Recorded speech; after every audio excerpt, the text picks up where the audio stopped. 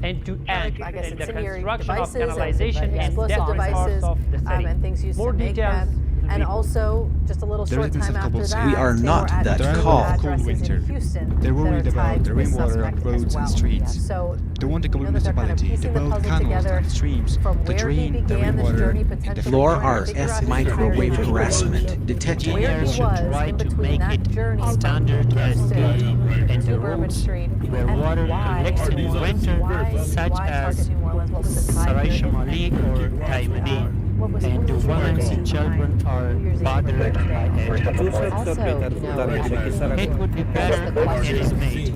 Water collects in streams and rooms. People face problems. We will be very happy if these are made. At the same time, Kabul municipality mentions the existence of large numbers Laura of tunnels RF for microwave harassment water in the detected. city and plans to solve this problem completely in the near future by building canalization Laura in the city RF microwave harassment detected. Alhamdulillah, we have many canals in the city of Kabul, which were built for surface management and to prevent damage to city buildings, and inshallah, we will build them all in the next year. But the important and basic issue is that the city of Kabul needs sewerage. Current emergency canals cannot replace this Laura canalization. RF microwave harassment These are detected. emergency measures that are taken to prevent when infrastructure, because Kabul municipality is in coordination with the department that works in this sector. And inshallah, we hope that the construction of the canalization of Kabul will start soon. Experts believe that the construction of canalization network is necessary for the city of Kabul and the world government to take concrete steps in this area for urban order and rainwater management. Only the problem of water accumulation in the roads and streets due to the rain is not new. The criticism and concerns are that, even after many years, this problem has not been completely solved. The construction of a health We center are- worth $360,000 Hello, how are you?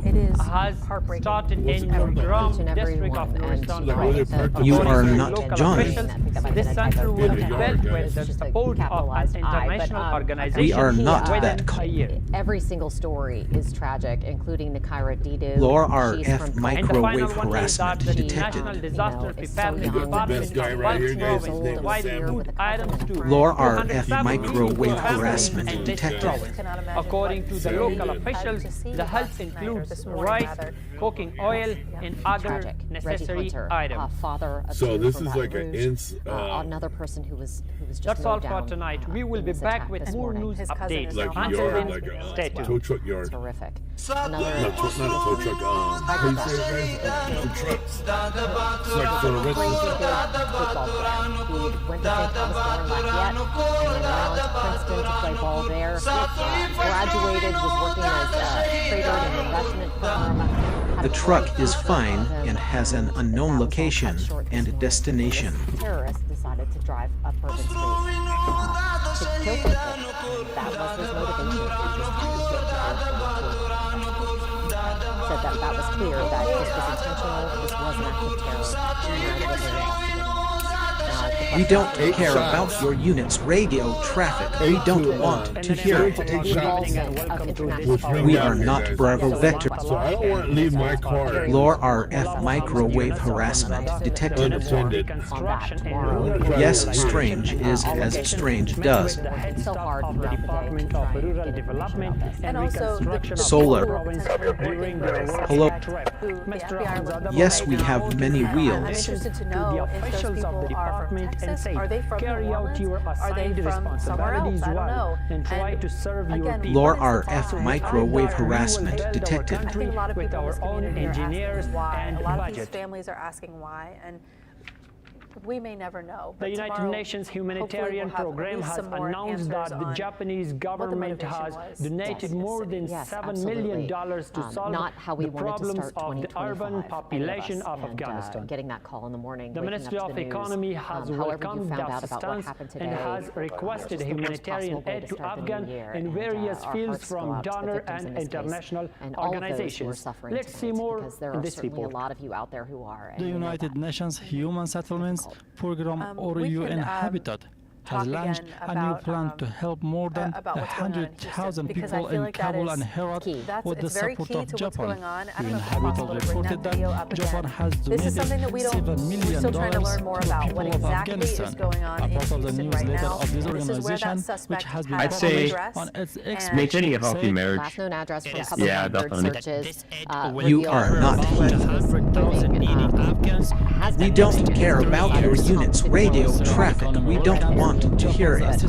This is that scene in Houston. We are not the fire department. Essentially, kind of a standoff SWAT situation throughout the day. This is a live picture at this hour, so they're still out there with that SWAT vehicle, still in full gear tonight. They've been there throughout the day, as I mentioned. And we ask all donor organizations and the international community to help the people of Afghanistan in various sectors as winter approaches. Lore RF microwave harassment detected. How about the economic situation? In another part of Houston. So clearly investigators are doing their best. We are clear from the cops. And as far as we know, no one has been placed under arrest here. But you can see there's a vehicle there. Several Lore RF microwave. people standing out here. Lore RF microwave harassment detected. We should receive assistance. Now as winter is coming, I haven't made the rent of house. Partially hidden behind a tall gate. I don't usually fly in manual mode, but I feel pretty comfortable doing so with all this. We are not Charlie Vector units. It's a battery, beautiful. There's multiple buildings possibly on this property. Currently refueling for Lore RF microwave. That radio program is not in our area. Yeah, I don't know if they have actually penetrated the fence or made their way in.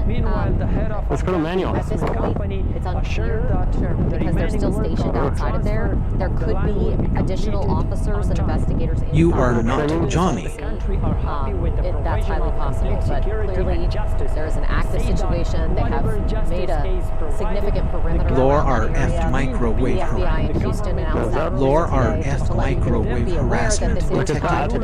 Terror investigation and to avoid the area in case Manual mode. You are not Heath. We are not Heath's radio traffic. Are the issues that, according to the citizens, have caused the distance between Lore RF microwave harassment detected.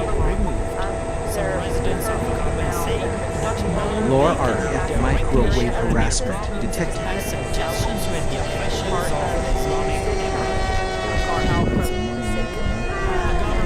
can be successful only if it has a place in the hearts of Lore RF microwave harassment detected. There would be no barriers between them. In the Islamic Emirate of Afghanistan, the distance between the people and the That radio program is not in our very area. good for both sides. Solving the problems between them will lead to prosperity. Some other citizens say that under the leadership of the Islamic Emirate, the Lore RF microwave harassment detected. Currently refueling for sustenance. According to them, the good behavior of the authorities raises a lot of questions. They haven't ruled out that they're related or not, but that's still a big question mark. and the government. Pay attention to Melissa Curtis has been out on the Treated well in the offices where our work is related to, what are you and seeing we at go this there, hour as and this our work is carried out in an orderly manner. Hey guys, it's really much of the same out here. Still a really heavy law enforcement presence. Still pretty big chunk of the area blocked off by crime scene. We are. We may have to make a telephone. Lore RF microwave harassment detected. Hello, how are you? Quite heavy. You still see that Jefferson Parish Sheriff's Office mobile communication center truck out here, kind of right in front of that intersection where this all began. Their problems and Louisiana State suggestions, Police and the NOPD, officials of the Islamic Emirate have made earlier we saw relevant some institutions local city responsible for officials solving the out problems here as well, of the just people. checking on things, continuing to kind of show people that if a man really hated ads, here's what he would do. Day one, he would install Pi on his computer. And they're doing everything to make everyone feel Cheers. safe. As the night goes on, we're seeing a little bit more people out here. When I first got out here, there was I am a tactical asset computer system. Studio, the platform for agencies and enterprises. We are not under radio control. And it looks like throughout the night it's starting to pick up again.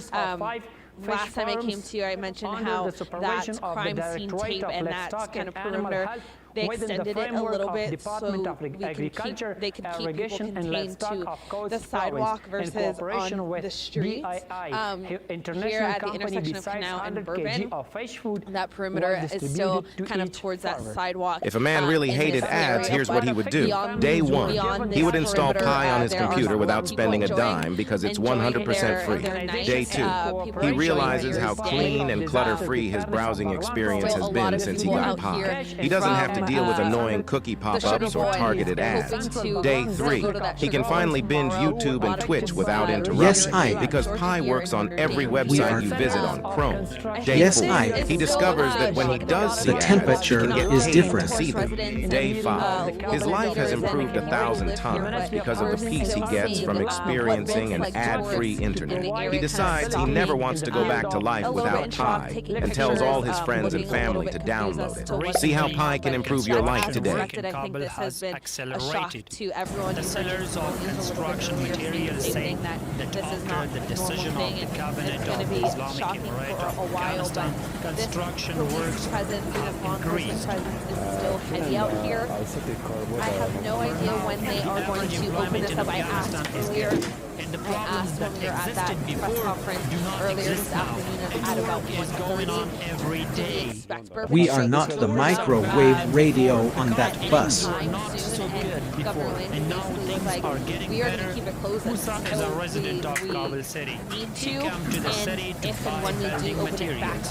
He wants sellers to reduce the prices of goods. I'm here to give you a really brief update on what occurred at Las Vegas Boulevard. Law are at microwave harassment detected. The police are not me, are they around right now? Yes, we have many wheels. We are not Charlie Vector units. The truck is fine and has an unknown location and destination. You cannot control Heath with hashtags that activate radio. The truck is fine and has an unknown location and destination. So that people can get permission to work in a short time after the property is established. The truck is fine and has an unknown location and destination. Made it 2 steps before there was a dozen or more law enforcement officials heading his way saying, "You cannot be over here. What are you doing?" So they are extremely hyper aware right now. And so the individual that was in that truck is obviously deceased, still in the truck as we speak here today.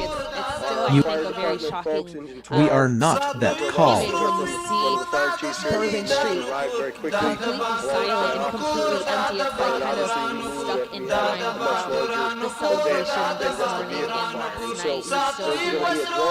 The truck is fine and has an unknown location and destination. In the name of Allah, good evening and welcome to this hour's Time Suleiman Talash, and this is our Year's Day. Maulavi Abdul Kabir, the political deputy of the Prime Minister, in a meeting with the officials and students of Kabul University, faculty of social science. That radio program is. I am listening to. We are not the fire department. In the political and economic field, along with the stability of the Islamic government. He added that the Islamic Emirate wants good relations with other countries, but it's never ready to negotiate on the principles of Islam, and it will not violate Islamic rules. The truck is fine and has an unknown location and a destination. The administrative deputy of the Prime Minister met with a number of elders of Kunduz province. In this meeting, participants, while appreciating the efforts of the Islamic Emirate in order to ensure security and launch development projects in this province, and shared the social, economic, and security situation. On the other hand, the administrative deputy said that Afghanistan is the joint home of all Afghans and called on all Afghans living abroad to return to the country and contribute to the progress and development of the country. Sheikh Abdul Ghaffar Bahar, the ambassador of the Islamic Emirates, We are currently following posted speed limit laws for this location. Important regional and global issues. In this meeting, Mr. Saidov talked about the historical relations between the two countries. We are not under radio control. As an incentive Okay, we need fuel. We are not medics or EMS1. Earlier today, the exploration agreement with Uzbekistan, a real company for 7,000 talked about the fact that they were sure that this job did not work alone. According to And officials, so they have been putting out there, the company will invest $100 million to contact them if they can. I don't know which will reach $1 billion in the next 10 years. So that people contact the FBI if they have any sort of president of had any interactions with him recently, just to give them, even the tiniest little nugget that they might be and this able to agreement is a good example of Let's see who the FBI again is leading the charge on this investigation. The Ministry of Mines and Petroleum signed an agreement with Uzbekistan's aerial company for the extraction and exploration of about 7. The police are not me or the Okay, are you coming over later? And the President of Mullah Abdul Ghani, brother of the economic security of the Prime Minister of the Islamic Emirate of Afghanistan. In 2 years, it will provide the basis for the production of 100 megawatts of electricity. You are not Heath. Thank you, Sheriff. I'm going to reiterate some of the stuff that the Sheriff has spoken upon. This block is connected to Amur River Base, which is located in Georgia, an area of about 7,000 square kilometers. The police are not me or they around right now. Curtis just told us We are not dispatch radio traffic. be on a night like this, a big ball game, the beginning of Yes, the strange year, as is generally such a Okay, are you coming over later? Instead, we replaced those smiling We don't care about your unit's radio traffic. We don't want to hear so it. everyone out here is, the people that are out here are concerned. It's just night and day from how Urban Street usually is during a time like this. I've been walking kind of up and down the block. The location talking to coordinates law is something enforcement. you I will just have to talked pay three for. officers that said they just graduated from the police academy. And unfortunately, this is one of the first things that they're experiencing after graduation. Nor are at microwave They harassment detected. detected. They did just say it was really tough. Of course, like I mentioned last time, I thanked them if they called the law enforcement officers out here, and all of them would say the same thing. This is just my job. But like I said last time, it is such an important We are not job, medics or EMS1. the reaction from the officers that were on the scene last night and actually Yes, I am a computer. It's such a tragedy. Like you mentioned, they do still have the tarp up back there, so we're still not exactly sure what's happening behind the scenes. It does seem like they're kind of concealing part of the crime scene where, unsure what exactly is going on back there, but there are still investigators on the scene. These guys have not left. And some potential suspects are still out there. And it does seem that I am attacking a tactical asset computer system. Nail down those like we talked about, there are cameras all over the court too. The location coordinates is something you will have to pay for. During the meeting with Khalil but during this time, it's been incredibly difficult for the people that live here as well as the tourists, the people that are, they don't have The houses, location they don't have coordinates places is something you will have to pay Many of them for. were evacuated. Some of them I even talked to were first-timers here in New Orleans. And so it's been a really hard day for everyone. Of course, we know the game has now been postponed. There's just really tough time here. Now that death RF microwave harassment 15 people. I detected. know Whitney Miller talked to the mother of one of those victims. I briefly Investigations Affairs says that in this meeting, emphasizes was placed on solving the problems of forced Afghan refugees in neighboring and European countries. We are currently following posted speed limit law. We are not that call. It was hard to even listen to that. So you can't even imagine what it must be like for the people that saw it with their own two eyes and heard those gunshots. That radio program is not in our right now, like I area. said, things are pretty much steady. Law enforcement is still out here, but we'll keep you updated. We are not that repeaters radio traffic. So much, that scene earlier today was The location coordinates is something you will have to pay for. The operation that is given to the immigrants should be given directly for them. The ambassador of the European Union in Afghanistan called the problem of Okay, we need fuel for sustenance. of all, and said that she has donated We are not the fire 125 department. million euros to the United Nations aid agencies to help refugees and other needy people. And by the end of this year, 36 million euros will be donated, and this series will continue. Mrs. Veronica mentioned in her speech We are not about Stripes the calls. European Union and added that this aid continues and considers the Currently handling of refueling robbers for of sustenance. immigrants to be The police are not really are they around right now. cooperation. According to the spokesperson of this ministry, both sides have agreed to form a joint technical committee to create a joint mechanism according to which both sides will work to solve the problems of Afghan refugees. Which is my New Year's Eve staffing plan. Dr. Abdel Bari was the Chief Executive Director of Afghanistan Electricity Company and Majan Okay, are you coming over later? Emirate company visited the Narlu power plant and evaluated several parts of it. Mr. Omar gave the Okay, we need fuel for sustenance. to pay full attention to the safety of the power facilities and timely repair of the equipment, and added that attention to the safety of the power facilities is an important priority for the electricity company. Kabul Governor Mullah Obaid visited a number of disabled mujahideen of the 20 years of jihad in the Bronx. This meeting, Mr. Obaid praised their bravery in the last 20 years of jihad and called them the main heroes of the country's freedom. The governor of Kabul also gave vacations to the disabled people and assured them that their problems will be solved soon.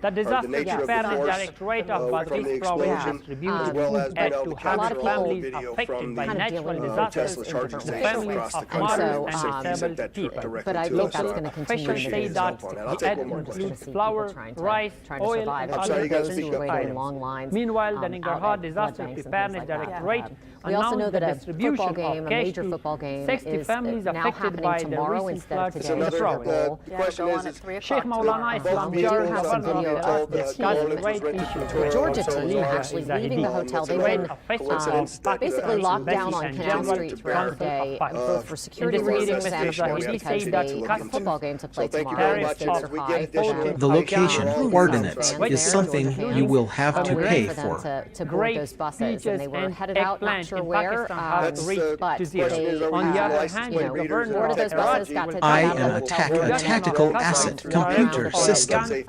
and vegetables. It seems like an important they're getting ready to play football games. expanding Security questions the two countries. that we will continue to cover. That's all for tonight. Thank you so much for watching. Have a great day. Council President Helena Brandon, she said she's going to feel safe tomorrow, so much so that she bought a gun. Confirmation of the suspect's name, who they are, and their background. We will get that information back out to the public. Try to stop him. So we'll of course continue to cover it though, because there are some good questions. I know that they were putting up additional security measures already in advance of actually taking off tomorrow. In the meantime, we are going to take a break from on air, and we will be back at 10 o'clock. Yeah, we'll have the very latest for you for the WWL Louisiana News starting at 10. And of course, you can also watch the WWL Plus. In the name of Allah. Number 2. 2004 off the coast of Southern California. He was very radar aware operators to on the inflict USS Princeton horrific pain. objects coming essentially from space. He was hell-bent on creating the carnage and the damage that he starts to accelerate, gets right on my nose, and disappears. This particular object We are not that was repeater. not following any of our rules. We are clear from radio units. Is that like we're seeing something for the first time? We don't know if it's a threat. We don't even know what it is. We don't know what we don't know. You are not heath. Unidentified flying phenomenon or objects. I don't know what they are. But we've established one thing: they exist. Our pilots have been seeing these things for decades. Their Law sightings go all the RF way back to the microwave 40s and 50s and 60s. I have a report of an unidentified aircraft south of the field. There have been hundreds of sightings in Westchester, Dutchess, and Putnam counties. Anything that enters an airspace. You cannot control heath with hashtags that activate radio recording transmissions. Seriously, as they should. The military and the government basically decided. We think you should go. The witnesses were very afraid of being ridiculed.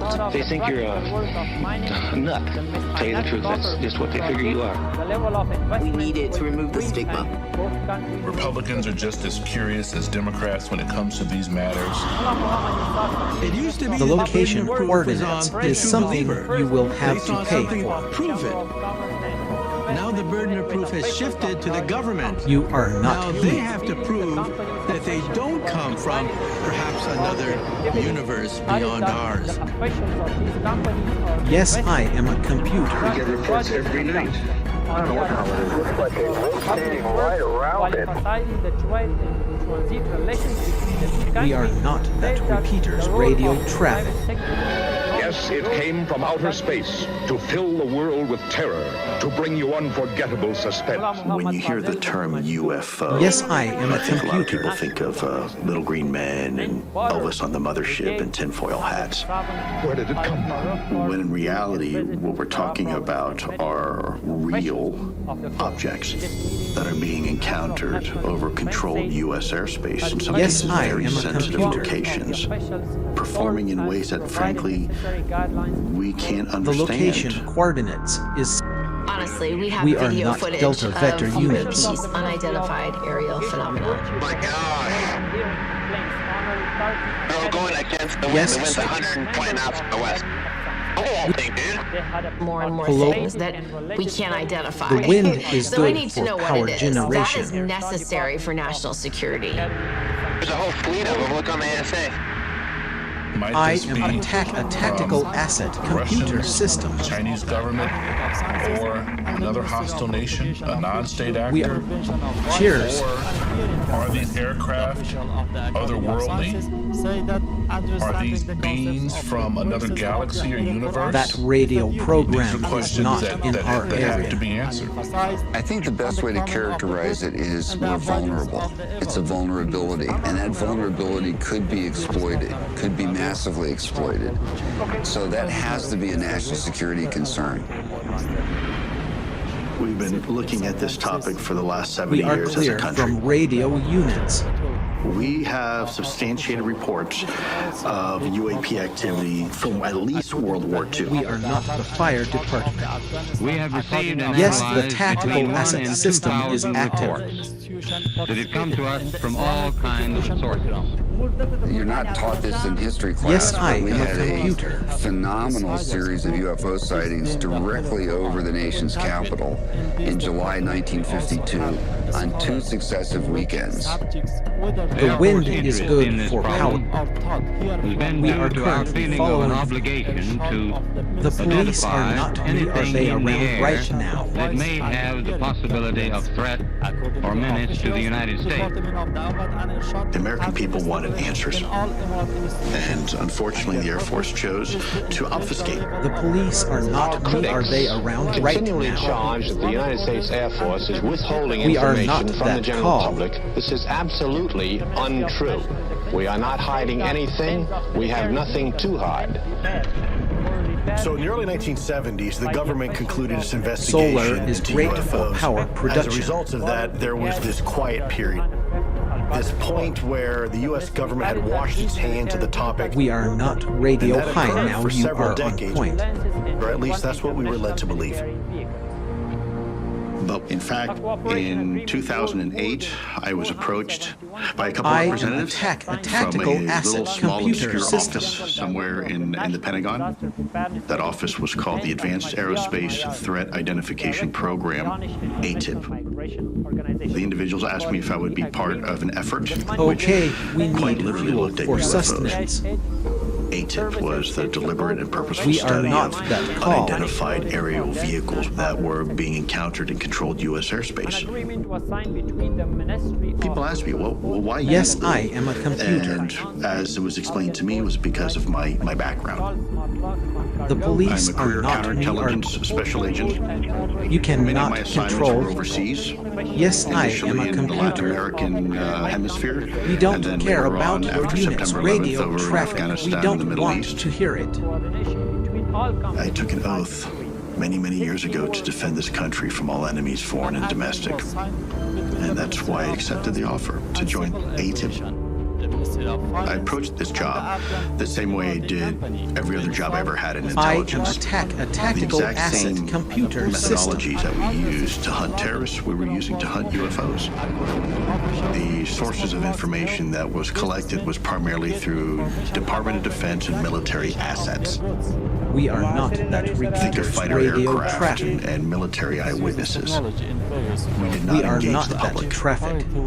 These pilots are not only trained observers, but they are some of the best aircraft pilots on the planet, operating some of the most sophisticated weapon systems on the planet. When they're telling you that they are encountering something that they cannot describe, that impacts our national security and our ability to respond to a perceived threat. And so when they are encountering these objects, You we have are to take not their heath. testimony seriously.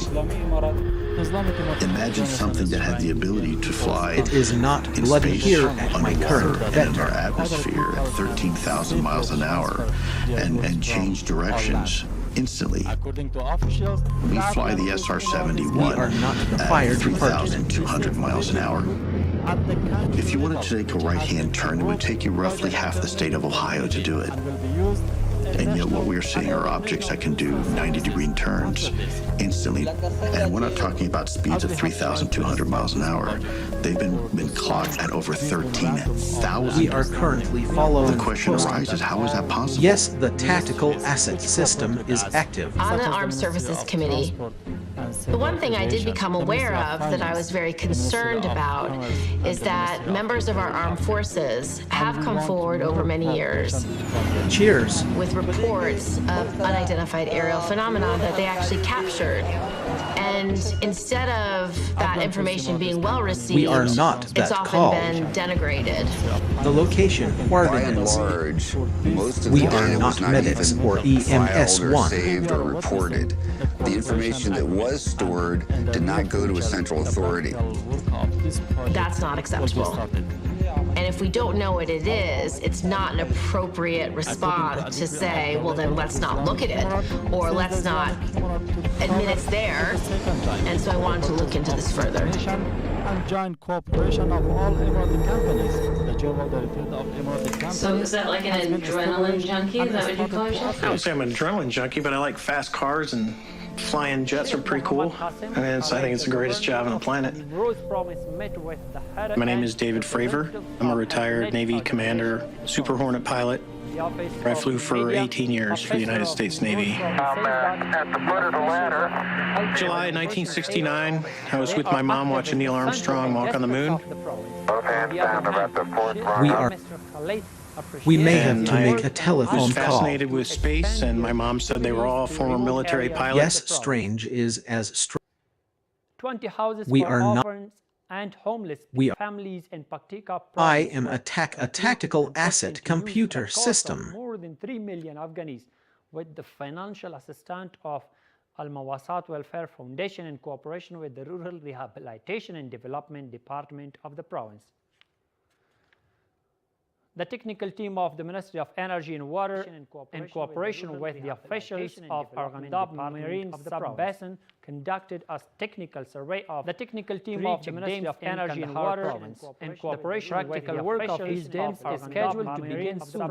With their completion, flood water will be controlled and team of the Ministry of Energy and Water Province. In cooperation with the work of these dams is scheduled. And the final one is that a number of military equipment water will be controlled and team of the Ministry of Energy and Water Province. In cooperation with the work of these dams is scheduled. The final one is that a number of military equipment water will be controlled and team of the Ministry of Energy and Water Province. In cooperation with the work of these dams is scheduled. The final one is that a number of military equipment water will be controlled and team of the Ministry of Energy and Water Province. In cooperation with the work of these dams is scheduled. The final one is that a number of military equipment water will be controlled and team of the Ministry of Energy and Water Province. In cooperation with the work of these dams is scheduled. The final one is that a number of military equipment water will be controlled and team of the Ministry of Energy and Water Province. In the name of Allah, good evening and welcome to this hour's news. I'm Suleiman Talash and this is RTA News. The meeting of the Political Commission of the Islamic Emirates. Good evening and welcome to this hour's news. Led by Suleiman Talash and this is RTA News. The meeting of the Political Commission of the Islamic Emirates. Good evening and welcome to this hour's news. Led by Suleiman Talash and this is RTA News. The meeting of the Political Commission of the Islamic Emirates. Good evening and welcome to this hour's news. Led by Suleiman Talash and this is RTA News. The meeting of the Political Commission of the Islamic Emirates. Good evening and welcome to this hour's news. Led by Suleiman Talash and this is RTA News. The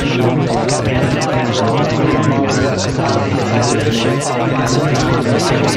Emirates. Good evening and welcome to this In the meeting of the Political Commission, it was emphasized that Afghanistan is ready to ensure the security of its borders and ports and will not allow anyone to harm other countries from Afghanistan. A number of political and military experts considered holding meetings of the Islamic Emirates Political Commission to be important for political and other fields. Great for power production. In the last 3 years, the government of Afghanistan has assured its neighbors that they will not be attacked through Afghanistan. Can Afghanistan's neighboring countries send a message to Afghanistan with such an explanation that terrorist groups are not managing proxy groups against the Kabul government? It's very important for the Afghan government to take practical steps to build trust and to create an atmosphere of trust. This is Wael. In the last meeting of the Political Commission of the Islamic Emirate, they also discussed political, security development, addressing the challenges of Afghan living abroad, and providing necessary preparations for Afghan refugees. Mullah Hidayatullah Badri, Minister of Mines and Petroleum, met with Abdul Rahman Atash, the head of the National Development Company. During the meeting, the two sides discussed the management of and drilling of the Balkhab coal mine, creating job opportunities and other related issues. Maulavi Habibullah, the Minister of Education, has visited Ghaur province to review the educational situation in the country. The Ministry of Education says that during this visit, Maulavi Habibullah, while visiting the school of Manbaul Ulum in Chaharsada district, in a meeting with a number of local officials of the province, emphasized on providing balanced educational services throughout the country, adding that the country's bright future depends on empowering the younger generation through quality education. Maulavi Mahbub Shah Qanet, the Deputy Governor of Coast Province, visited the security officials of Gurbuz, Tani, Speri, Alisher and Zazemedan districts of the province. During his visit to Kandahar province, he discussed the problems of those border districts with Amir al-Mu'minin Hafazahullah, the leader of the Islamic Emirate. The press office of Coast Governor said the Deputy Governor of Coast Province shared the instructions of the leader of the Islamic Emirate with the officials and emphasized the implementation of these instructions. According to the Ministry of Transport and Aviation, the number of transit flights from Afghanistan's airspace has increased significantly, and more than 350 flights pass through Afghanistan's airspace every 24 hours. Officials of this ministry report an increase in transit flights from Afghanistan after the insecurity in the region has increased on the part of Israel, and many countries have changed their air routes for safety. More in the report. Due to the increasing complexity in the Middle East, use of the airspace of the country's aerospace has decreased due to the fear of Israel's retaliatory attack on Iran. The spokesman of the Ministry of Transport and Aviation, Imamuddin Ahmadi, in a special program with national television, said that Afghanistan's airspace has become normal and civil, and transit flights have increased to 2 and 3 times compared to the past. Now approximately 315 flights are passing from Afghanistan in 24 hours. With the arrival of the Islamic Emirates, these flights were stopped, but then they were started slowly and the Afghan airspace was declared safe. This flight started and reached 100. It has been several months since this flight reached 216 and 215 every 24 hours. While from time to time Iran cancels flights due to the fear of Israel's attack, most of the countries have changed the flights over the country's airspace due to the fear and danger. And most of them go over the airspace of Afghanistan. The Ministry of Transport and Aviation adds that not only because of the conflict in the region, the flights in Afghanistan's airspace have increased, but Afghanistan's airspace is safe and secure from others. This is on the interest of Afghanistan, and it also shows that Afghanistan's airspace is safe and ready for any kinds of civil flights. Even though there were no flights from the Afghan airspace after the Islamic Emirates took power, but later, through the efforts of the Ministry of Transport and Aviation, the airspace of Afghanistan was declared normal and civil, and now hundreds of transit and domestic flights are passing through it in 24 hours. A delegation led by Maulavi Ahmadullah Zahid, the Deputy Minister of Industry and Commerce, including the representatives of the World Bank, a number of organizations related to the United Nations, the Chinese ambassador, the General Director of Afghanistan Electricity Company, and some other officials have visited the Barikab Industrial Park of Parwan Province. The delegation discussed the provision of electricity to this industrial park, the construction of canalization, the activation of the second and third phase, and how to invest in the mentioned park. The Ministry of Finance says that it has recovered more than 34,000 acres of seized land in a number of provinces. The spokesman of the ministry said that the land was located in Gol, Medan Wardak, Takhar, Logar, Nuristan, Badghis, and Panjshir provinces, which has been taken back by the relevant authorities. UNICEF donated advanced medical equipment to hospitals in Nangarhar and Laghman worth $98,000. According to local officials, it includes advanced mobile television examination equipment, delivery table, birth kits, and other medical equipment. And the National Disaster Preparedness Agency provided food and non-food aid to 150 families in Kunar and 80 families in Nangarhar provinces, which were affected by the recent rains and floods. The aid includes flour, rice, blankets, some kitchen equipment, rugs, health package, and other necessary things. That's all for tonight. Thank you so much for watching. Have a great night. Was there any leakage in the run-up to this attack, which was clearly meticulously planned on the part of the suspect? Are there any hints of radicalization? We know this individual, a U.S. citizen from Texas. Was there any travel in the days, weeks, and months ahead of this incident, Major? And Nicole, we would assume search warrants being executed at that Airbnb and possibly at the vehicle in the scene on Bourbon Street. As well as the suspect's home back in Texas, Major. And in addition to that, a full digital and forensic scrub trying to determine, who this individual interacted with in the days and weeks ahead of this attack, how they might have been inspired or directed. Of course, you mentioned that ISIS flag. No indication at this point. ISIS has not taken credit or responsibility for this attack. Law enforcement officials I'm speaking with say it looks to be more of an inspired lone wolf attack, but at this point, too early in the investigation to say for sure one of the big questions that law enforcement will be looking into. Scott McFarlane. The FBI doesn't use the term terrorism investigation casually. You have to hit a whole bunch of metrics to qualify for the FBI to actually say that, to iterate that this is a terrorism investigation, and they've done so unequivocally. And yeah, they say they're investigating the potential affiliations of this attacker to see what that ISIS flag might have meant, what a motive might have been, and certainly were there others who were plotting, planning, conspiring, or knowledgeable about this attack. We know the president has returned to Camp David from Delaware today. He spoke briefly as he was boarding the plane and said he talked to the mayor of New Orleans, that the mayor is angry and frustrated, but that he will speak again today about what he's found. He was asked questions about details about the attack or motives, and he said, let me get fully briefed before I answer questions about that. He's expected to speak today, likely from Camp David, to give some kind of update. But I'll also note, New Orleans has been concerned about just this type of attack, a vehicular attack in a big pedestrian area. Specifically, they were concerned about the French Quarter and Bourbon Street. 7 years ago, in a city memo, they detailed possible plans to change the security, to limit car traffic in that area. They said in that 2017 memo, they're worried about somebody with a car triggering a mass casualty incident. I want to bring in Sam Vinograd, who is one of our CBS News consultants and a contributor, joins us now. She also served as the former Assistant Secretary for Counterterrorism at the Department of Homeland Security. Sam, your thoughts this afternoon. My thoughts based on the latest FBI statement are that state and local and federal officials have not yet ruled out whether this individual acted alone.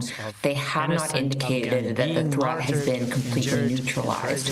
They mentioned that they're continuing to probe this individual's associations and communications with potential terrorist entities. I will note ISIS has a long history of both inspiring and claiming responsibility for vehicular attacks that result in mass casualty incidents. So this particular incident certainly has the trademarks of ISIS-inspired attacks.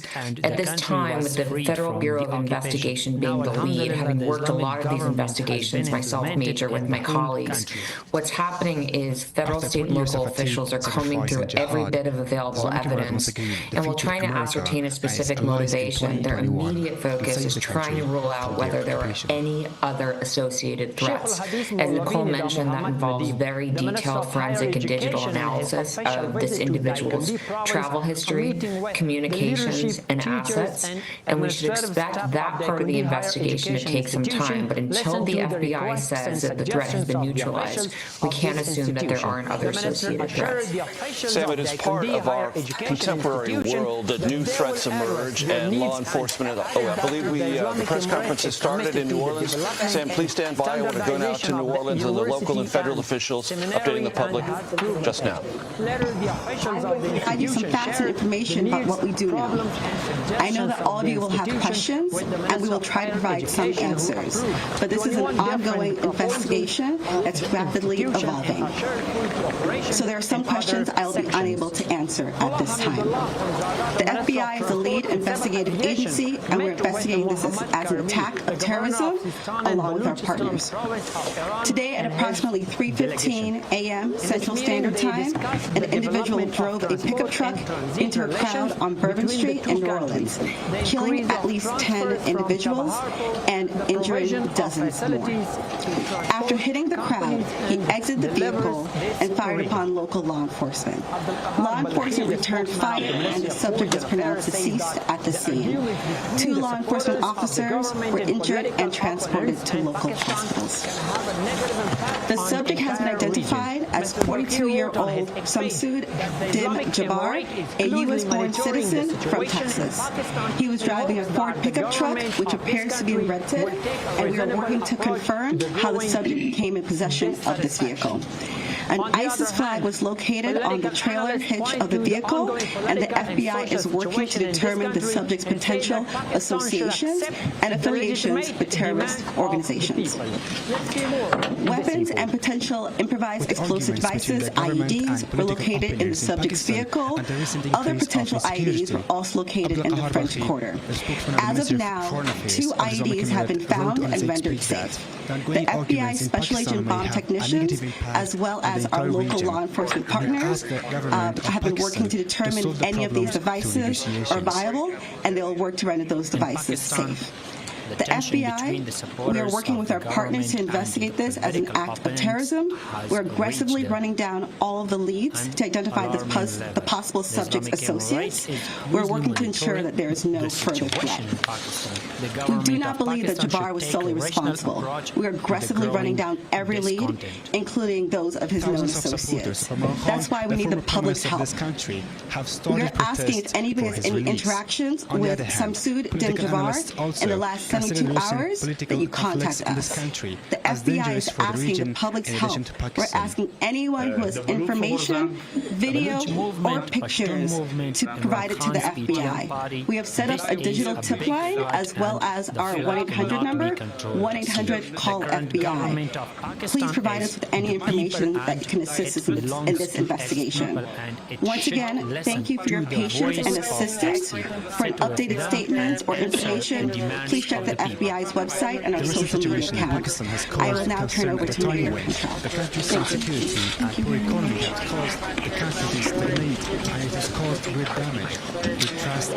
Thank you, Agent Duncan, for your leadership and the full support of the FBI. First and foremost, I want to express my deepest condolences to the families and loved ones that were impacted by this tragedy on Bourbon Street in the heart of the city of New Orleans. And I know that the entire New Orleans City Council grieves along right with me, no doubt about that, and our people and our families. My priority will continue to be to ensure that victims that remain on Bourbon Street now will be serviced and removed as soon as possible. But as stated, the FBI is in charge of this investigation and are doing everything necessary to make this happen. I also want to acknowledge hearing from President Biden, all of our federal partners, but most importantly, calling Governor Landry this morning, responded with haste, and we do say thank you. And of course, a demonstration of a unified support is right here in this room. That's how we collectively responded to this tragedy in the city of New Orleans. The mission now is to facilitate, support, and coordinate safety procedures to keep our residents and our visitors safe. I have gone to the hospital along with Chief Kirkpatrick to visit our police officers, and considering their injuries, they're doing well. As I mentioned, this investigation is ongoing, and the FBI remains the lead in the investigation. It is an active crime scene as well. We are committed, no doubt, to uncovering all details surrounding this tragedy. And we're taking every necessary step to put even more safety procedures in place, especially given the nature of the investigation. I'm going to ask people to do not go around our secured area if there is no essential need to do so. It matters, and again, it is an active crime scene. I also want you all to know that the Greater New Orleans Foundation has set up a fund to assist victims, and that information will be provided to you. Thank you. Good night. Again, I want to thank this unified team. We're leaning in. We will be relentless. And we will do everything that it takes to render real justice. This team will. I want to also just thank our citizens for your heartfelt prayers. New Orleans is a world-class city, and I can say that I've heard from world leaders all this morning and up until now, in addition to my brother and sister mayors across this country. They're calling, they're responding, and they're standing with the city of New Orleans Afghanistans, and what they always say and want me to reiterate, they understand the resilience of this community, and we're strong in that regard, and I will say second to none. So with that, I'm going to turn it over to our governor, and as I mentioned, who has not wavered any in leaning in, providing the necessary support, and standing right here with me, and I say thank you, Governor. And I know the First Lady is standing with us as well. Thank you. After completing the legal procedures, the final decision will be announced. Again, I want to thank the mayor. Since about 3:45 this morning, when she called me, we have all been working around the clock to both secure the city and to solve this act. You know, again, I want to reiterate that our prayers go out with all of those that have been affected by this tragedy. I want to thank our law enforcement officers. I want to thank our medical personnel. I want to thank our first responders. And most importantly, I want to thank the two New Orleans police officers who not only laid their life on the line, but were able to eliminate the threat this morning. Is a realistic and appropriate step. Let me say, we have made public safety a state priority from day one. And I think that if you look around me today, right now, and you look at the people who are standing around, that is their commitment as well.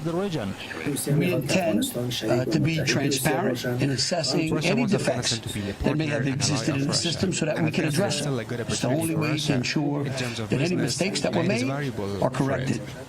Specifically, we have been trying and working very diligently to address security concerns in preparation for the Super Bowl since October.